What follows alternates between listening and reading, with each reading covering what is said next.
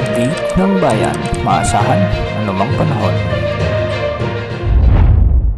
Magandang araw po sa ating lahat. Narito na ang latest update sa lagay ng ating panahon ngayong araw ng Martes, January 28, 2025. Sa kasalukuyan ay shear line pa rin ang nakakaapekto sa Palawan at Visayas, samantalang northeast monsoon naman ang nakakaapekto sa nalalabing bahagi ng Luzon.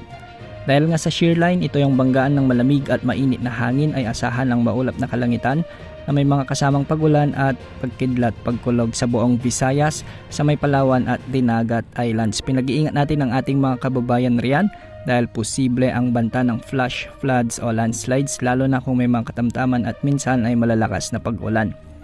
Sa nalalabing bahagi ng Mindanao ay easterlies naman ang iiral, kaya makakaranas ang mga lugar dito ng maulap na kalangitan na may kalat-kalat na pagulan at thunderstorms.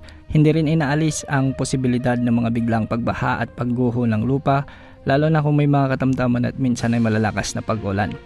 Dahil naman sa amihan o northeast monsoon ay asahan ang maulap na kalangitan na may mga kasamang pag-ulan sa Batanes, Cagayan at Isabela.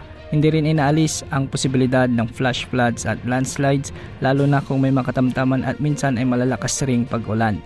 Sa Metro Manila at nalalabing bahagi naman ng Luzon ay northeast monsoon o amihan pa rin ang iiral, kaya magiging bagyang maulap hanggang sa maulap ang mga kalangitan na may mga kasamang isolated like rains o kalat-kalat na mahihinang pag-ulan. Para naman sa lagay ng ating mga dagat baybayin, ang mga pag-alon sa Northern Luzon ay posibleng umabot sa 5 meters, samantalang sa mga karagatang sakop naman ng Central Luzon ay posible ang mga pag-alon hanggang 4 meters, at sa nalalabing baybayin ng ating bansa ay posible ang mga pag-alon hanggang 2.1 meters. Sa kasalukuyan ay wala pa rin tayong namomonitor na anumang sama ng panahon gaya ng LPA o bagyo na posibleng pumasok sa ating bansa sa susunod na 3 hanggang 5 araw. Ngunit ayon sa latest tropical cyclone threat potential forecast ng Pag-asa, sa unang linggo ng Pebrero ngayong taon ay posibleng may mamuong sama ng panahon at posibleng lumapit ito sa may Mindanao o Eastern Visayas. Hindi rin inaalis ang posibilidad